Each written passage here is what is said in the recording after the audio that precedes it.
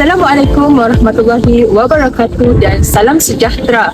Saya Nur Aziana Natasha Binti Adlan memegang nombor matrik di 0211098662 akan membentangkan tugasan bagi khusus KIP 3013 Instant Group Professional wawancara kendiri bagi elemen pra dan juga elemen pasca.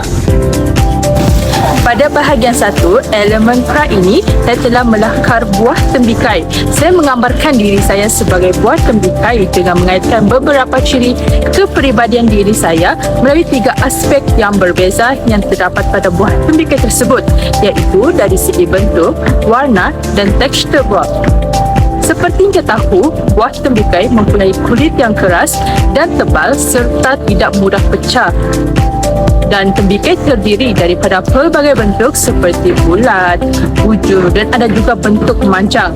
Rasa manis isi buah tembikai bergantung kepada bentuknya. Ada juga yang tawar sekiranya si pembeli tidak tahu tips memilih tembikai yang berkualiti. Saya kaitkan perkara ini dengan ciri kepribadian saya yang suka melakukan kerja secara bersendirian atau dalam kata lainnya bersifat introvert. Pendirian saya yang boleh hidup secara berdikari menyebabkan saya tidak mudah untuk bergaul dengan orang lain.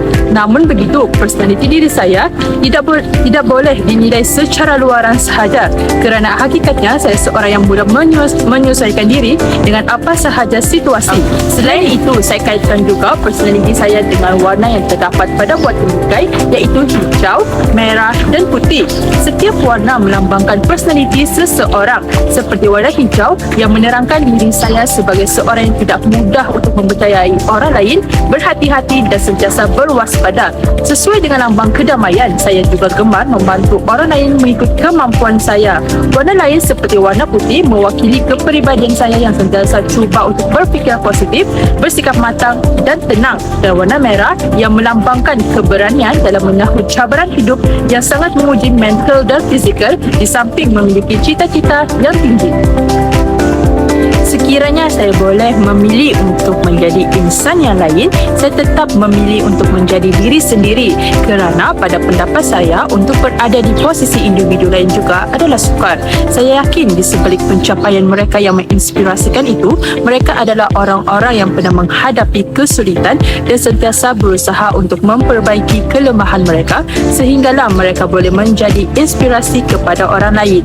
Saya yakin perkara tersebut juga boleh berlaku kepada diri saya tanpa perlu saya untuk memilih menjadi insan lain, kerana saya akan sentiasa berusaha untuk menjadi versi yang lebih baik dari hari ke hari sehinggalah saya menjadi insan yang berjaya seperti mereka. Saya juga yakin setiap ciri kepribadian yang terbaik boleh dicontohi dan pencapaian atau kerjaya kendiri boleh diusahakan sekiranya kita mempunyai kesungguhan untuk merealisasikan cita-cita tersebut. Pada pengamatan saya terhadap diri sendiri, antara ciri kepribadian yang saya miliki sehingga melayakkan saya menjadi seorang insan guru perantis ialah sifat bersungguh-sungguh dalam melakukan sesuatu perkara. Pada pendapat saya, seorang guru perlu mempunyai sifat kesungguhan yang tinggi dan bermatlamat, kerana seseorang yang bergelar guru akan menggunakan banyak tenaga dalam sesi pengajaran dan pembelajarannya. Selain itu, ciri kepribadian lain yang saya miliki ialah berdaya tahan dalam menghadapi cabaran profesional. Abstraknya, seseorang guru itu dikatakan mempunyai daya tahan apabila guru tersebut mampu menghadapi segala cabaran, termasuklah perubahan-perubahan yang berlaku dalam sistem pendidikan. Di samping itu, saya juga mempunyai sikap berdedikasi tinggi. Berdedikasi dalam konteks kepribadian saya ialah menjadi seorang guru yang mempunyai pengetahuan, kemahiran dan kepakaran yang tinggi dalam mata pelajaran, khususnya dalam bidang pengajaran yang akan diajar kelak. Pada pengamatan saya, pada diri sendiri, antara ciri kepribadian yang perlu saya perelokkan sepanjang tempoh saya menjalankan pengajian program di Universiti Pendidikan Sultan Idris ialah sikap yakin kepada diri sendiri. Saya perlu lebih terbuka dengan orang lain, terutamanya dari segi pergaulan. Memandangkan pada hari kita bergelar seorang insan guru profesional nanti, kita akan bekerja dengan pelbagai individu lain yang memiliki pelbagai kerana dan ragam yang berbeza-beza. Hal ini bermaksud saya perlu menguasai kemahiran komunikasi dengan lebih mendalam agar memudahkan interaksi dua hala, terutamanya jika diberikan tanggungjawab untuk melakukan tugasan atau program secara bersama. Pada pendapat saya, cara saya mempersiapkan diri daripada seorang insan guru perantis ke arah insan guru profesional ialah saya perlu sentiasa belajar dan mengaplikasikan pengetahuan ke semua subjek yang telah diajar di dalam kelas. Saya perlu memberikan sepenuhnya tumpuan dalam dan memahami topik yang diajar kerana ilmu-ilmu tersebut boleh dipraktikkan semasa saya bergelar seorang guru nanti. Selain itu, saya perlu menguasai kemahiran dalam penggunaan teknologi. Saya yakin seiring dengan modernisasi, saya harus selalu mengetahui perkembangan teknologi terbaru. Hal ini kerana kegiatan belajar mengajar jadi lebih canggih dan banyak menggunakan aplikasi atau laman sesawang yang boleh membantu sesi pengajaran. Oleh sebab itu, saya harus mempersiapkan diri agar boleh menerapkan metod belajar sesuai kemajuan zaman. Di samping itu, saya perlu melatih diri untuk belajar bersabar kerana untuk menjadi seorang pengajar akan menghadapi murid-murid yang akan sentiasa menguji kesabaran. Oleh sebab itu, saya perlu sentiasa berlatih untuk selalu sabar menghadapi segala cabaran. Saya mesti memperluaskan sabar saya agar boleh membimbing semua murid-murid dengan baik. Akhir sekali, saya mesti belajar komunikasi kerana sebagai seorang guru, kemampuan berkomunikasi sangatlah penting untuk dilakukan. Saya perlu belajar mengenai teknik komunikasi yang baik dan betul agar boleh menyampaikan ilmu dengan lancar. Kemahiran komunikasi interpersonal guru dapat membantu seseorang guru itu dalam menjalankan tugas. Kemahiran ini turut membantu guru dalam menyampaikan maklumat atau pengetahuan dengan lebih tepat.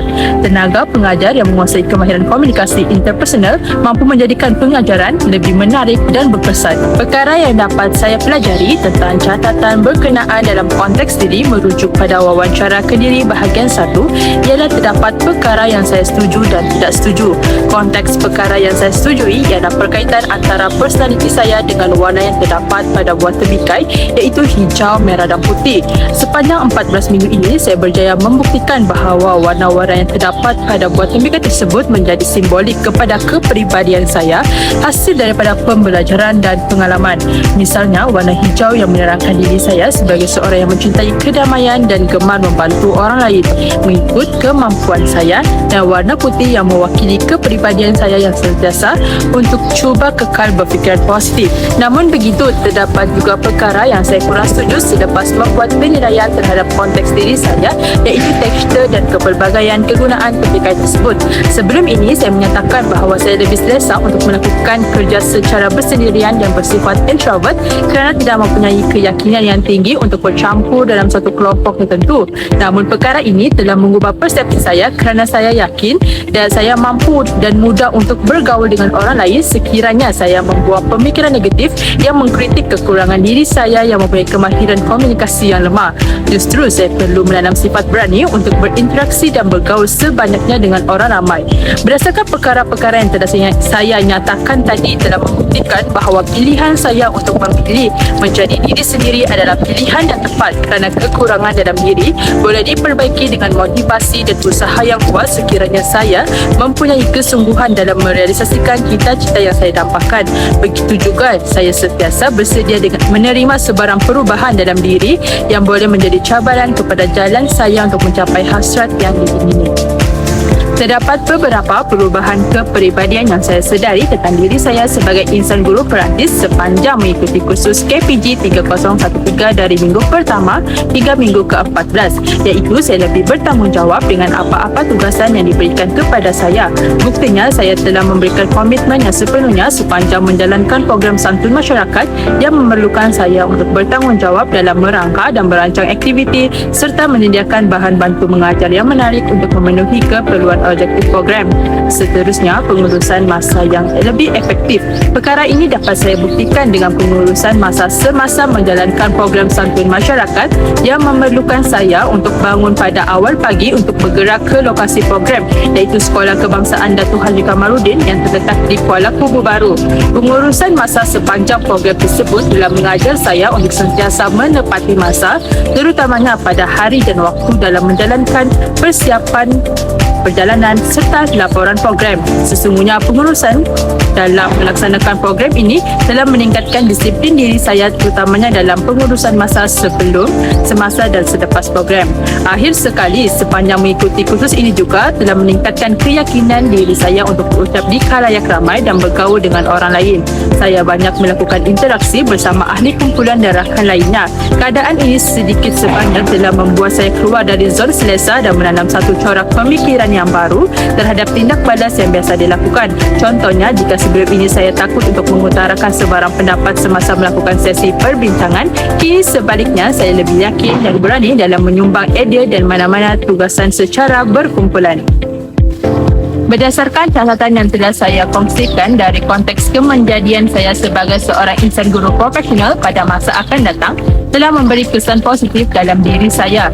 Saya menyedari masih banyak lagi kekurangan diri dan kemahiran-kemahiran yang diperlukan untuk menjadi seorang guru yang berpengetahuan tinggi dan mempunyai bakat dalam pelbagai bidang. Namun begitu, saya yakin masih belum terlambat perkara-perkara tersebut dibaiki, kerana terdapat juga ramai guru yang lambat memulakan berjaya dalam bidang perguruan, namun masih boleh berjaya dan mendapat pelbagai penghargaan atas hasil usaha mereka sendiri. Oleh itu, saya mengambil iktibar atas perkara-perkara tersebut dan menjadikannya sebagai satu dorongan semangat untuk saya untuk terus memperbaiki diri, sehinggalah saya menjadi seorang pendidik yang memberikan inspirasi kepada orang ramai. Itu saja pembentangan daripada saya. Sekian, terima kasih.